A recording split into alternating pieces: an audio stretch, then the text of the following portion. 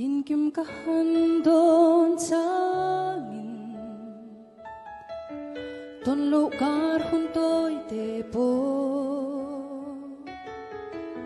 kikatan kung tamyangin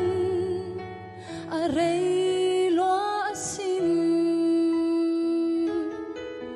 min handon ve cinta mo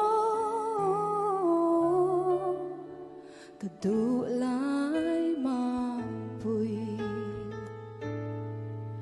tin kim ka handon sangin ton lugar huntoy tepo kikatan kung tamyangin aray loa asin min handon ve cinta mo kadulay mapuy kadu berte kamangay berte di abiat hu kahan sehi minaril hel sakdon emni kamangay te asin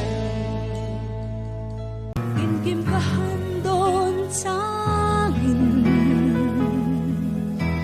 don lugar huntoy tepo